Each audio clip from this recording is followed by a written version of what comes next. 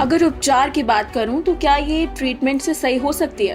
कुछ केसेस में सर्जरी की भी ज़रूरत पड़ती है। अगर साइज़ बहुत बड़ा है 90% आपको सर्जरी करानी ही पड़ती है सब म्यूकस फाइब्रॉइड में। अपनी डाइट और एक्सरसाइज से आप चीज़ें कंट्रोल कर सकते हैं। अगर आपका वेट मैनेज कर ले जाएंगे तो चांसेस कम हो जाएंगे। प्रेगनेंसी में बढ़ सकता है, पेशेंट को पेन हो सकता है। कभी कभी सब सीरस फाइब्रॉइड उसकी लोकेशन ऐसी होती है कि वो ट्विस्ट कर जाता है। रोबोटिक सर्जरी आ गई है, दूरबीन विधि से आप ट्यूमर निकाल सकते हैं और उसके बाद भी प्रेगनेंसी हो सकती है और लाइफ एकदम नॉर्मल रहती है। और बिल्कुल भी घबराएं नहीं क्योंकि कैंसर नहीं है। Welcome to C news Bharat podcast. मैं हूं प्रिया श्रीवास्तव और आज के समय में महिलाओं से जुड़ी तमाम बीमारियां सामने आ रही हैं और सबसे बड़ी बात यह है कि जानकारी के अभाव में और लापरवाही के चलते कई बार ऐसी समस्याएं हो जाती हैं जो बड़ा रूप ले लेती हैं। आजकल एक ऐसी ही समस्याएं महिलाओं में देखी जा रही हैं और वो समस्या है बच्चेदानी में गांठ यानी कि यूट्रस में सिस्ट। तो आज इस महत्वपूर्ण पॉडकास्ट में हम बात करेंगे बच्चेदानी की गांठ की बीमारी पर और इस विषय पर बात करने के लिए मौजूद है देश की जानी मानी गायनेक आईवीएफ एक्सपर्ट और डीवा आईवीएफ लखनऊ की director doctor Vaishali Jain. Doctor Vaishali Jain, आपका बहुत बहुत स्वागत है सी न्यूज़ भारत के इस पॉडकास्ट में। धन्यवाद। सबसे पहला सवाल तो आपसे यही करेंगे कि आखिर बच्चेदानी में सिस्ट की बात करूं तो ये होती क्या है?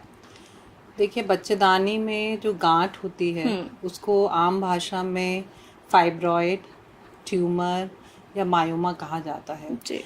तो ये एक तरह से देखा जाए तो जो बच्चेदानी की मांसपेशियां हैं जब वो ग्रो करने लगती हैं तो वो एक गांठ का रूप ले लेती हैं, तो उसको बच्चेदानी की गांठ कहा जाता है।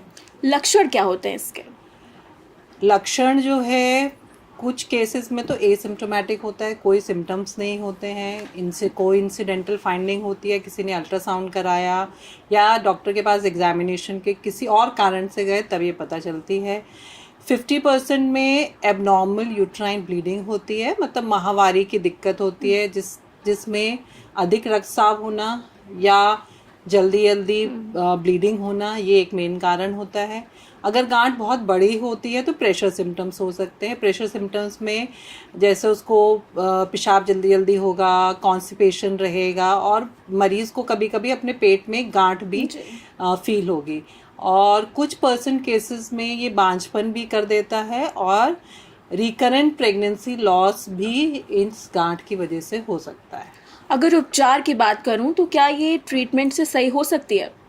देखिए, जो ट्रीटमेंट है वो आपके सिम्टम्स पे, आपकी एज पे और आपको फर्टिलिटी चाहिए कि नहीं चाहिए, कितना साइज़ है और कौन सी लोकेशन पे है, इस पे डिपेंड करता है। तो जो यूजुअली छोटी गांठ होती है अगर 4 सेंटीमीटर से कम होती है और महिला को कोई भी सिम्टम नहीं है, जैसे उसको माहवारी की दिक्कत नहीं है या और कोई दिक्कत नहीं है, कोई भी सिम्टम नहीं है, तो हम उसको छोड़ देते हैं। उसको किसी भी तरह की ट्रीटमेंट की ज़रूरत नहीं है, बस उसको फॉलोअप में रहना पड़ता है।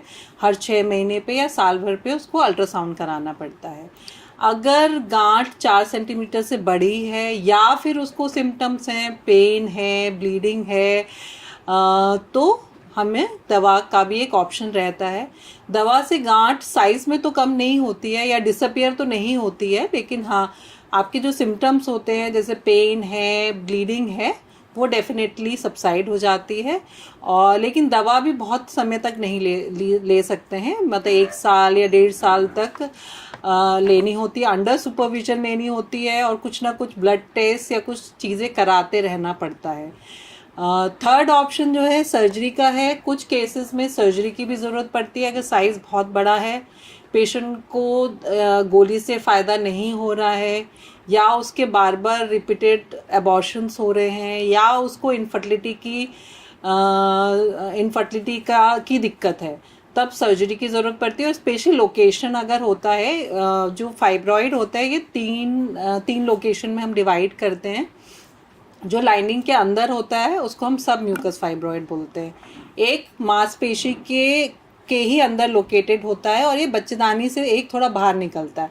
तो बेसिकली जो सब म्यूकस फाइब्रॉइड है उसी में सबसे ज़्यादा ब्लीडिंग और पेन होता है और उसमें वो उसमें आपको ट्रीटमेंट कुछ ना कुछ कराना ही पड़ता, मतलब 90% आपको सर्जरी करानी ही पड़ती है सब म्यूकस फाइब्रॉइड में। अगर सर्जरी की बात जैसा कि आपने कही, तो क्या ये माना जा सकता है कि इसकी सर्जरी जो होती है वो 100% कारगर होती है?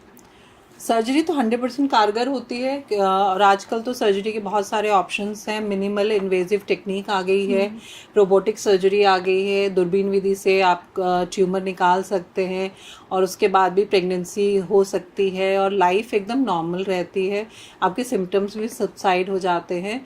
तो ये 100% सक्सेसफुल है सर्जरी। सर्जरी की बात, ट्रीटमेंट की बात हमने कर ली, लेकिन एक बात ये भी सामने आती है कि क्या इसे रोका जा सकता है? ऐसे कुछ प्रिकॉशंस क्या हमेशा लिए जा सकते हैं, चाहे वो छोटी उम्र से रिलेटेड हो, कि वहाँ से हमने शुरू किए प्रिकॉशंस लेना और हमें ये दिक्कत कभी लाइफ में आई ही नहीं? इससे इसको समझने के लिए हमें कारण क्यों होता है ये फाइब्रॉइड। तो फाइब्रॉइड जो होता है हार्मोनल इम्बैलेंस की वजह से हो सकता है, और कभी कभी जेनेटिक फैक्टर्स होते हैं जिसकी वजह से होता है। Mainly oestrogen and progesterone hormone होते हैं जो फाइब्रॉइड को कॉज करते हैं, और वही उसी को रोकने के लिए मेडिसिन भी होती हैं। और कुछ रिस्क फैक्टर्स होते हैं, जैसे मदर को है तो बेटी को होने की संभावना है। कुछ एनवायरमेंटल फैक्टर्स हैं, वो क्या कहते हैं कॉज करते हैं। किसी को बहुत जल्दी उम्र में माहवारी चालू हो जाती है तो वो एक रिस्क फैक्टर बन जाता है। जो लोग ओबीज होते हैं, जिनका वजन ज़्यादा होता है, तो उनके भी फाइब्रॉइड बनने के चांसेस ज़्यादा होते हैं क्योंकि उनमें ईस्ट्रोजन हार्मोन ज़्यादा पाया जाता है। तो ये सारे कारण अगर हमें पता है तो 90% कारण हम आप देखिए तो लाइफस्टाइल रिलेटेड या उससे रिलेटेड, जेनेटिक चीज़ आप नहीं बदल सकते, लेकिन डेफिनेटली अपनी डाइट और एक्सरसाइज से आप चीज़ें कंट्रोल कर सकते हैं। अगर आपका वेट मैनेज कर ले जाएंगे तो चांसेस कम हो जाएंगे। एक विटामिन डी का बहुत रोल इस समय आया है। विटामिन डी जो है, यूजली स्टडीज जो बता रही हैं कि अगर विटामिन डी आप लेते हैं तो सर्जरी के बाद भी रिकरेंस होने के चांसेस ना के बराबर होते हैं। आपको रेड मीट और जो है क्या कहते हैं लो रेड मीट अवॉइड करना है, लो फैट डेयरी प्रोडक्ट्स लेने हैं, और जितने भी एंटीऑक्सीडेंट्स वाली चीज़ें हैं वो ज़्यादा आपको ज़्यादा मात्रा में लेने से चांसेस कम हो जाते हैं, और अगर फाइब्रॉइड है तो उसकी ग्रोथ कम हो जाती है। जैसा कि आपने कहा कि लाइफस्टाइल भी बदल रही है, तो क्या कम उम्र की लड़कियों को भी ये प्रॉब्लम जो है, या फिर ऐसा ही देखा जाता है कि शादी के बाद ही ऐसी चीजें निकलकर सामने आती हैं? तो रिप्रोडक्टिव एज का है, जब किसी लड़की की माहवारी स्टार्ट हो जाती है तो उसके रिस्क होने के, फाइब्रॉइड होने के चांसेस एज रिप्रोडक्टिव एज उतना ही हो जाते हैं। तो 18% to 40% चांसेस होते हैं रिप्रोडक्टिव एज में फाइब्रॉइड होने के। हाँ, मेनोपॉज के बाद फाइब्रॉइड यूजली रिग्रेस हो जाते हैं क्योंकि वो हार्मोन रिलेटेड है। तो मेनोपॉज के बाद यूजली फाइब्रॉइड रिग्रेस हो जाते हैं, और यूजली फाइब्रॉइड रीअपियर नहीं होते हैं। अगर रिग्रेस भी नहीं हो रहे हैं तो नए फाइब्रॉइड बनने की संभावना ना के बराबर हो जाती है। या अगर इस मुद्दे को लेकर बात की जाए तो सबसे कॉमन क्वेश्चन जो होता है, सवाल होता है, वो ये होता है कि अगर फाइब्रॉइड है तो क्या प्रेगनेंसी पॉसिबल है? देखिए, फाइब्रॉइड रहते हुए प्रेगनेंसी पॉसिबल है। अगर सब म्यूकस फाइब्रॉइड है या इंट्राम्यूरल फाइब्रॉइड है या बहुत बड़ा फाइब्रॉइड है तब दिक्कत हो सकती है। अदरवाइज फाइब्रॉइड के साथ भी प्रेगनेंसी हो जाती है, लेकिन जो फाइब्रॉइड के साथ प्रेगनेंसी होती है वो हाई रिस्क प्रेगनेंसी होती है। उसमें हमारे प्रीटर्म लेबर होने के चांसेस ज़्यादा होते हैं।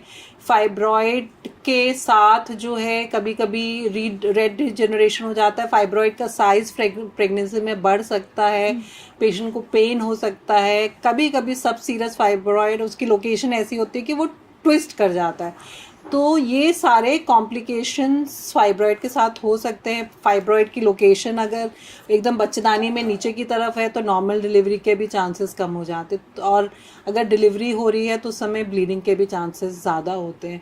तो फाइब्रॉइड के साथ प्रेगनेंसी तो हो रही है, लेकिन फाइब्रॉइड के साथ जो प्रेगनेंसी होती है हम उसको हाई रिस्क प्रेगनेंसी बोलते हैं।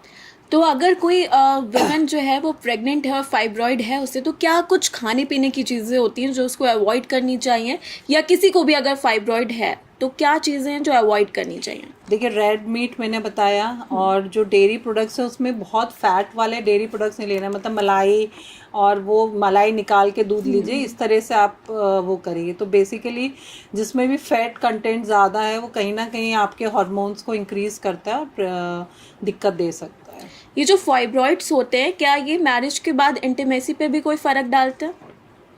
नहीं, यूजुअली फाइब्रॉइड जो है आपकी सेक्सुअल एक्टिविटी पे एज सच अफेक्ट नहीं करते हैं डायरेक्टली।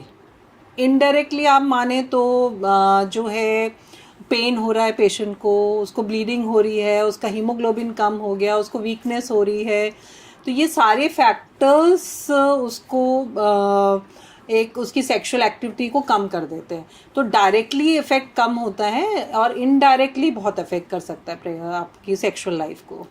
अगर ये सिस्ट है किसी को, तो क्या उसके पीरियड्स पर क्या असर पड़ता है? पीरियड अगर है तो कुछ केसेस में तो कुछ असर नहीं पड़ता, और कुछ केसेस में आपकी अगर रूटीन साइकिल 28 से 30 दिन की है, उसकी बजाय 15 दिन में पीरियड आ सकते हैं, और जब वो आएंगे तो बहुत हैवी ब्लीडिंग हो सकती है, सिवियर पेन हो सकता है। तो कहीं ना कहीं ये अफेक्ट करता है आपके माहवारी को। अच्छा, अगर इसका ट्रीटमेंट कराया जाता है, सर्जरी कराई जाती है, तो कितने % चांस होते हैं कि ये दोबारा जेनरेट हो जाए? बहुत रेयरली होता है। अगर बहुत सारे हैं, एक्चुअली जब मल्टीपल फाइब्रॉइड्स होते हैं तो 4 या 5 होते हैं, तो सारे निकालना इज़ नॉट पॉसिबल। जी। तो जो रह जाते हैं छोटे वाले 1 सेंटीमीटर वाले या 2 सेंटीमीटर वाले, तो वो कभी कभी बढ़ सकते हैं, लेकिन फिर भी 30 to 40% रिकरेंस पाया गया है। या तो नए अपीयर हो जाते हैं, या जो एग्जिस्टिंग थे वो फिर से अपीयर हो जाते हैं। तो एक ये पाया गया है। आप उन लोगों को क्या कहना चाहेंगी जो इस समस्या से इस वक्त ग्रसित हैं और डर रही हैं, क्योंकि काफ़ी महिलाएं होती हैं जो सामने आकर अपनी प्रॉब्लम शेयर नहीं कर पाती, तो जो इस समस्या से जूझ रही हैं, आप उन्हें क्या राय देना चाहेंगी? पहले तो मैं राय देना चाहूँगी कि fibroid is not a cancer. जी। क्योंकि कभी भी कोई महिला या बच्चा या स्त्री हमारे पास आती है, वो भी वरिड होती है और उसकी फैमिली भी वरिड होती है कि डॉक्टर साहब ये कैंसर तो नहीं है। तो केवल 1% चांसेस हैं उसके कैंसर होने के, और उसके भी कुछ क्राइटेरियाज होते हैं। मान लीजिए उसका साइज़ बहुत जल्दी जल्दी बढ़ रहा है, और जो है क्या कहते हैं, उसकी वजह से कुछ दिक्कतें बढ़ रही हैं, तो कैंसर होने की संभावना है। अदरवाइज़ ये बहुत ही बिनाइन ट्यूमर होते हैं, ये कैंसरस नहीं होते हैं। दूसरा जो अक्सर महिला आके हमसे कहेंगे कि डॉक्टर साहब कोई दवा दे दीजिए इसके लिए जिससे ये गल जाए। तो अभी तक अनफॉर्चुनेटली कोई भी दवा नहीं बनी है जो इसको डिसअपियर कर दे या गला दे।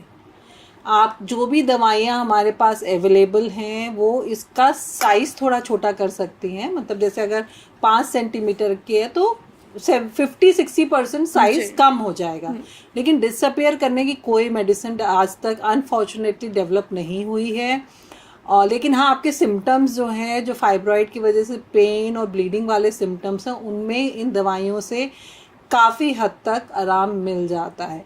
तो सर्जरी कराना है या मेडिसिन है, ये ऑप्शन आप अपने एक्सपर्ट से मिलिए और उन पे छोड़िए, और बिल्कुल भी घबराएं नहीं, क्योंकि कैंसर नहीं है। बहुत बहुत धन्यवाद आपका इस पूरे महत्वपूर्ण विषय में हमारे साथ जुड़ने के लिए और इतनी महत्वपूर्ण जानकारी साझा करने के लिए।